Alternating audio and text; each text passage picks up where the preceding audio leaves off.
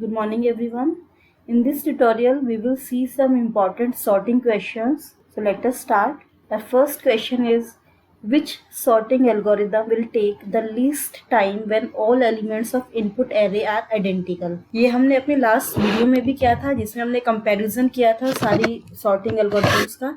जब भी हमारे पास sorted arrays हैं, identical values हैं या almost sorted values है, then we always use insertion sort. So answer for this question will be insertion sort.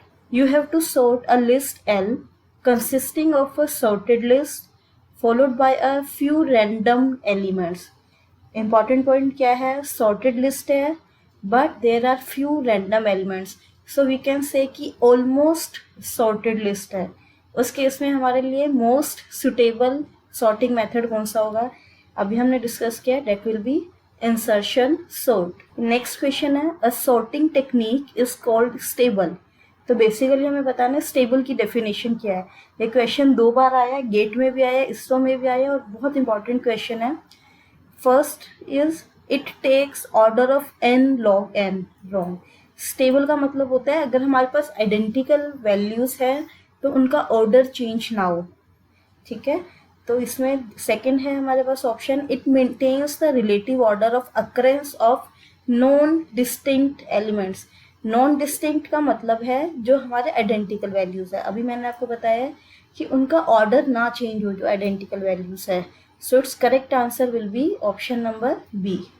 Next है, average case and worst case complexities for merge sort. If you do remember last video में, जिसका link आपको description में भी मिल जाएगा, जो सबसे important है कंपैरिजन ऑफ सॉर्टिंग एल्गोरिदम्स. उसमें हमने क्या था, मर्ज सॉर्ट के केस में बेस्ट, एवरेज एंड वर्स्ट तीनों केस में आपकी कॉम्प्लेक्सिटी सेम रहती है and that will be order of log n. So it's correct answer is option D. The worst case running times of insertion sort, merge and quick sort. Insertion sort के लिए worst है order of n square. तो हमारे पास ये option खत्म हो गया है because order of n log n नहीं होता है. सेकेंड है मर्ज सॉर्ट. मर्ज सॉर्ट के लिए होता है order of n log n. ये ऑप्शन भी हमारा क्रॉस हो गया क्योंकि इसमें हमें दिया हुआ order of n square. Quick sort के केस में वर्स्ट केस हमारा होता है order of n square. So option number C भी क्रॉस कर देंगे हम. So our correct output will be B. Selection sort algorithm design technique is an example of greedy method. क्योंकि सिलेक्शन सॉर्ट में हम क्या करते हैं, सबसे पहले पूरे एरे में से स्मॉलेस्ट एलिमेंट फाइंड आउट करते हैं और उसको फर्स्ट पोजीशन के साथ एक्सचेंज करते हैं. देन हम दोबारा से second smallest element find out करेंगे, उसको सेकंड एलिमेंट के साथ स्वैप करेंगे. ये प्रोसेस यूज करते हैं. So this is a greedy method. So correct answer is option A. बहुत बेसिक क्वेश्चन आते हैं. अगर आपको बेसिक नॉलेज है पूरे सॉर्टिंग प्रोसेस की तो आप कोई भी क्वेश्चन बहुत ईजिली कर सकते हो. Next is, which of the following algorithm design technique is used in merge sort.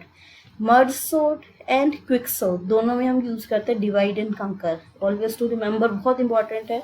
Consider the following sorted algorithms, quick sort, heap and merge sort.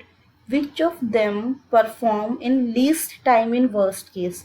देखो क्वेश्चन रीड करना बहुत इंपॉर्टेंट है केयरफुली. वर्स्ट केस की बात कर रहे हैं, जितने भी इन तीनों के वर्स्ट केस है उनमें से लीस्ट टाइम किसका है.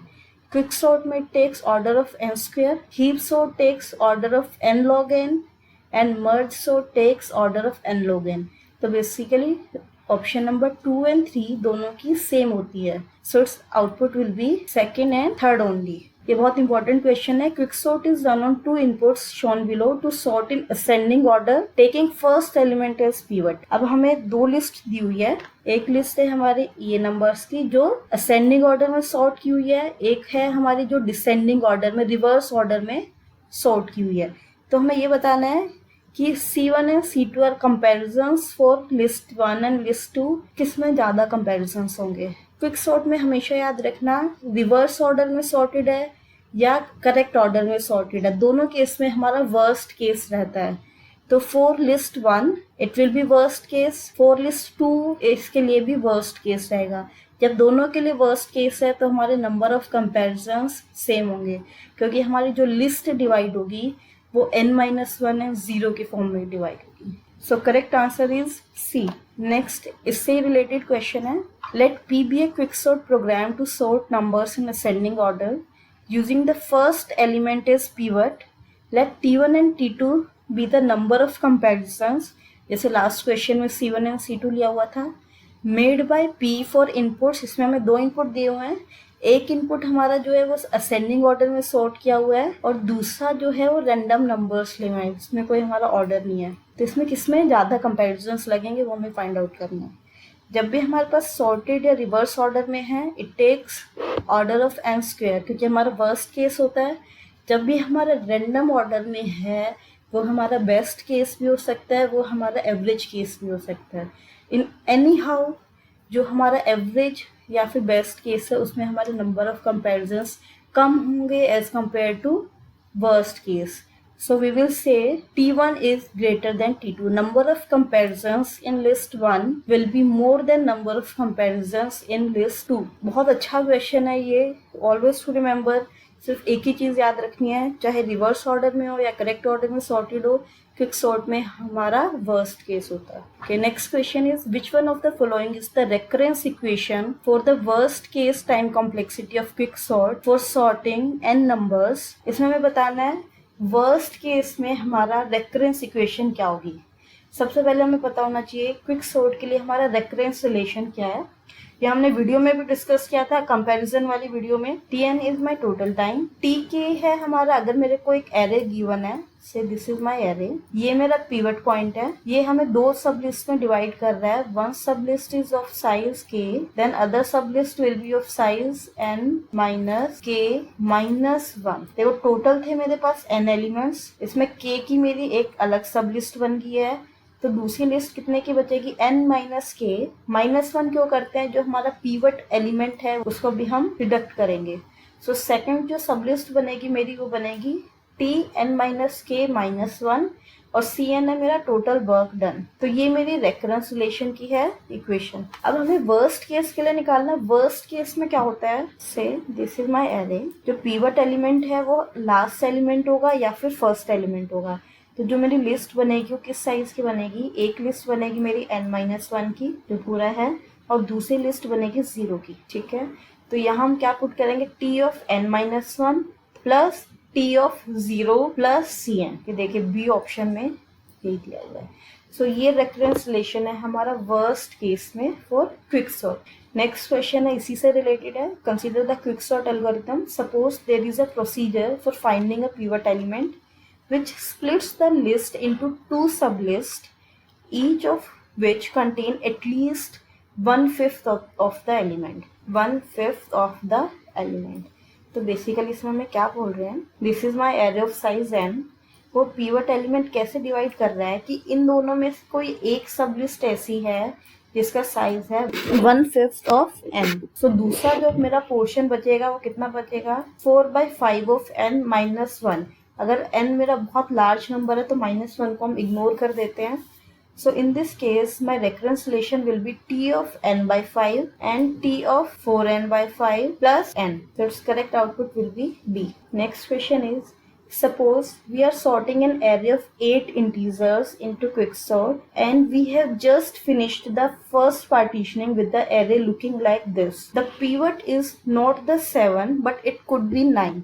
इसको पहले हम वेरीफाई करने की कोशिश करेंगे. Pivot is not the 7.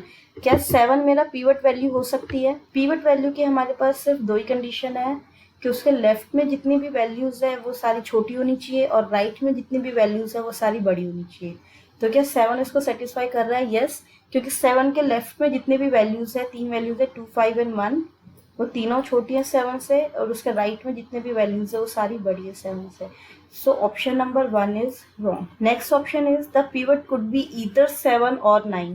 7 मेरा pivot हो सकता है. 9 के लिए चेक करते हैं, क्या 9 मेरा pivot वैल्यू बनेगा. 9 के लेफ्ट में जितनी भी वैल्यूज है वो सारी छोटी है और 9 के राइट में जितनी भी है वो 9 से बड़ी है. So my correct output will be option number B. Next question is बहुत इंटरेस्टिंग क्वेश्चन है. Which of the following is true for computation time in insertion, deletion, finding maximum and minimum element in a sorted array.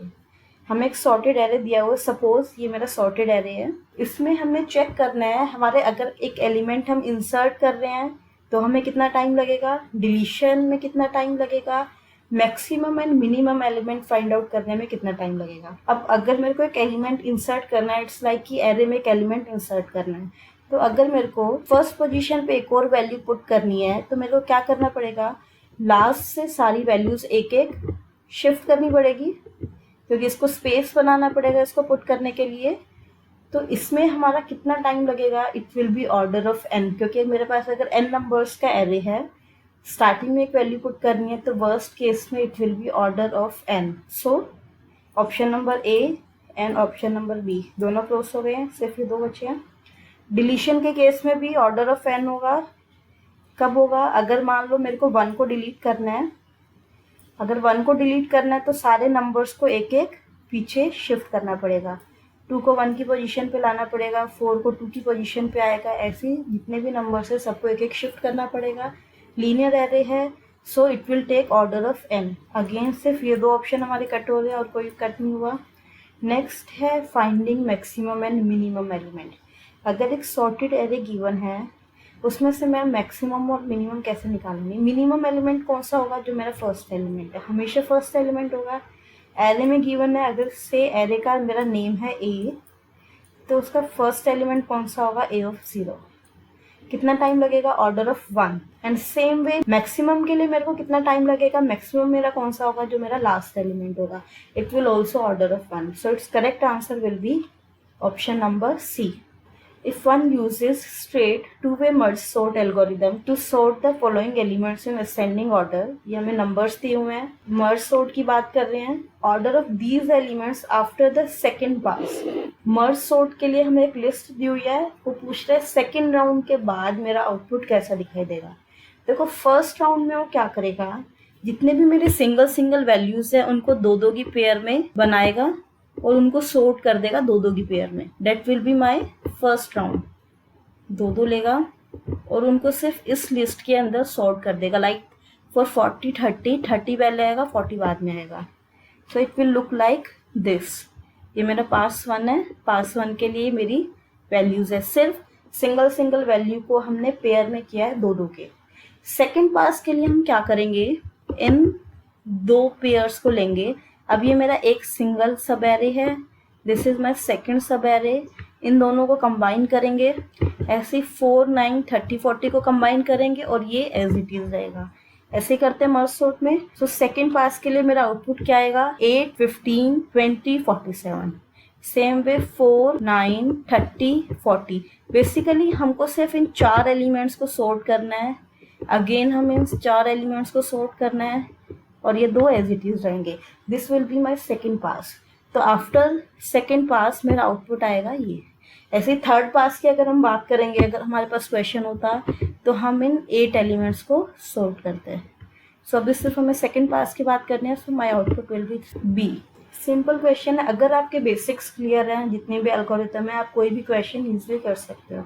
Okay, take next question. Assume that the algorithms considered here sort the input sequence in ascending order. If the input is already in ascending order, that means हमें एक sorted list दी हुई है already.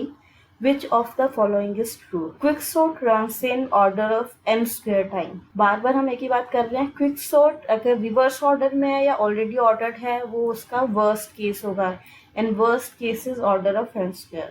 Next है bubble sort runs in order of n square time. Bubble sort के लिए best case होता है when your list is already sorted, और उस केस में हमारा जो टाइम लगता है वो लगता है ऑर्डर ऑफ n। तो ये ऑप्शन गलत हो गया हमारा। नेक्स्ट है merge sort runs in order of n time. Merge sort में चाहे कोई भी केस है आपका, उसका होता है n log n, तो ये भी गलत हो गया है। नेक्स्ट है insertion sort runs in order of n।